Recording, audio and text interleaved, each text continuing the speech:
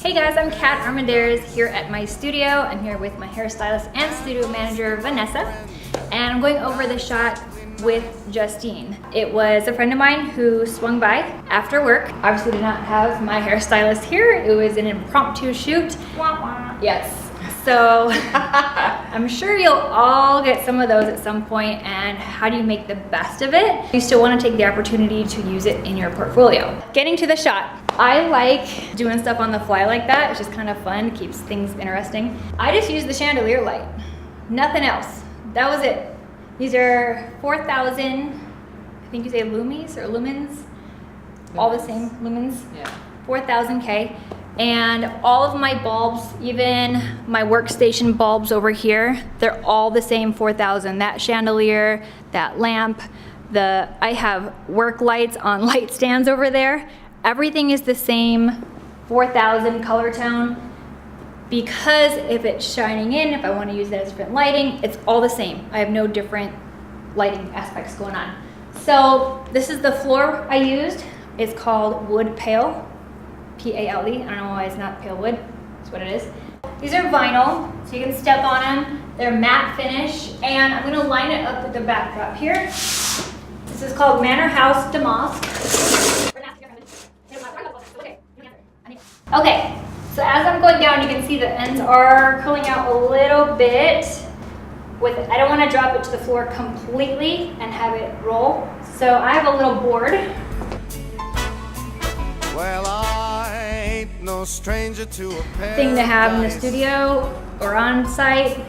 Go on Amazon or eBay and buy a huge bag of them. Not exactly nice. And this also is great because now I can use a fan and it's not going to go flying. Just lounge. And I have an old vintage phone, and I just sat her on it, and I can lower the chandelier to where I need it. That is probably the best thing with the studio that my husband did, is he put it on a cable pulley to lower up and down. You're not hitting your head. How many times have you hit your head on the Bambi one? One too many times. Yeah. I'm tall, so everything's always in the way for me. Okay, so I had her here, and I have the phone in her hand, and I have her look over her shoulder. One of the tricks I do to get the client to look more candid versus posed, because they're super nervous, and anything they do, no matter how much they try and relax, they're just gonna have that look of like, because they're panicking. I like to go, okay, don't look at the camera, don't look, and then on the count of 3, I want you to think like someone just called your name and you look over your shoulder like, what? And that's the look you want. I've done it so many times, I love every time. It's just so, like straight out of a magazine, candid. You don't see the nervousness at all. So just 1, 2, 3, call her name, huh? And that's the look she has. You can see in the picture. Those are settings for that. Everybody's gonna be different, and you know your camera and how much noise it has and your ambient lighting, yada, yada, yada. So to take the shot, this is the lighting I used. I kill the overhead lights so that you don't have other ambient light. I do have the vanity lights on still. You wanna get low, so the camera right now is here at this level. So if I were to stand up and take this shot, it would not look good. It does not have the same effect. 99% of my shots, I am to the floor. I am usually like down on the floor. Because you have the height, it creates a different feel to the picture. So pay attention to your height, where the camera is sitting, and what feeling you want to capture, and really put that into play. So you get low, 1, 2, 3, call her name. Yep. She's such a diva, I love her. Other tips and tricks, if you want to really work the shot, you could put them in different positions, obviously. I had her, and something may not work, that's fine, but I had her doing things. Wasn't she doing this one? Yeah. She was like... Yeah. And I had her look over her shoulder this way too. Yep. And some that didn't work, I had her flip the other way. I had her on her back, butt here and feet in the air. That didn't work. Oh, it didn't work? No. Never mind, I won't do it for you. But if it doesn't work, keep shooting. The client wants to know that they're doing good. And the only way to know that they're doing good is if you're shooting.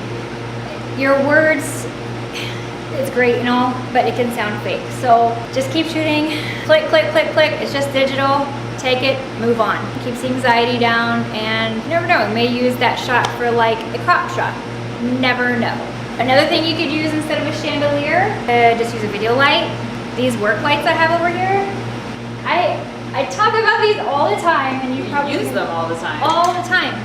$20, Lowe's, work lights, construction work lights, and they're on a light stand with the rod it came with. The hook, and I have an A-clamp on here. I was told when I started not to do LEDs. I freaking love doing it. Yeah. Eventually I'll have some super cool fancy ones, but this works. Nobody mess with the boss.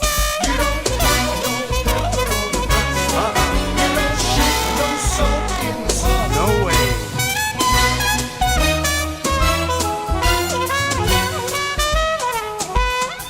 Don't you add a little dash to the meatballs. Don't touch that salad till it's hot. Mama mia, it's mama's recipe in her house, and don't nobody mess with the boss. Okay, so now I'm gonna take down the backdrop that I used actually for the floor on this shot. It's on my rolling cart, which is also a wall, attached with magnets.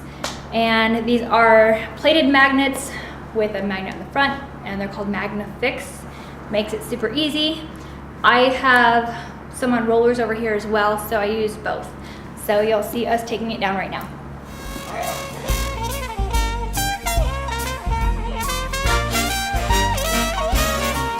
Well, I like to think I am my own man. I do what I please just because I can. Got more money than I'll ever need, and respect guaranteed. I brought Vanessa here to give you some tips and tricks on how to make the best of that, and maybe some tips on how I could have done it better, or some things I could have done. And then I'll share with you what I did do.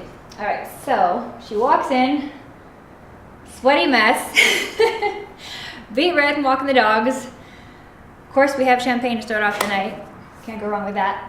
What would you suggest? She has a nice, a little longer than mid-length, but not quite super long length in hair. She doesn't have a super dense head of hair, and it's very fine, which is difficult hair to work with. But in these situations, you gotta make it work. So what they did was a soft curl. They did some soft makeup application just to cover up any imperfections. That is the result that you got from this beautiful photo, is just a soft, natural look. Now, if I had been here, and that may have been the look that she wanted, and that's totally fine. You're gonna get a lot of requests for people who don't want a lot of hair and makeup. That's fine, be respectful of what they want.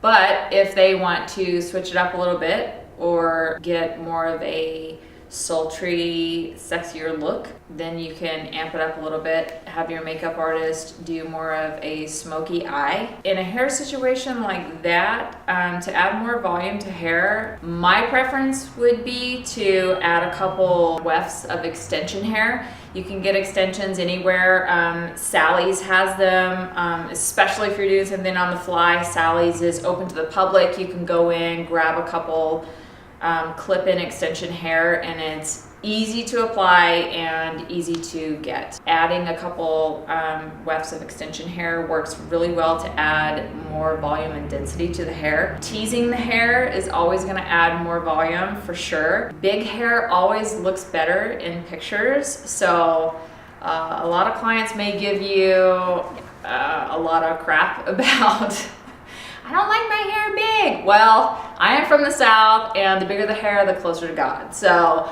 I am all about the big hair. If you can talk them into it, the bigger is the better way to go. It looks better in pictures. Those would be... Yeah. It takes your photos from looking, I don't want to say amateur, but it can look amateur without hair and makeup or not as done up. And there's also a fine line of, you do want it really full because it won't look as full on camera, but you don't want it so overdone. It's like they're in, you know, the 80s. I won't say the name of the company back in the 80s. bows. Unless they want that look, Yeah. and then go for it. Yeah, definitely the bigger the hair, the better. A lot of my clients, they love it if they have it. And a lot of them, when they come to us, they are like, I can do my own hair and makeup. Please, as much as you can, the best you can, don't ever let them do that. You need to have full control of everything in the scene. And if you don't have control of that, that can completely ruin the whole shot. And it's your name out there as well.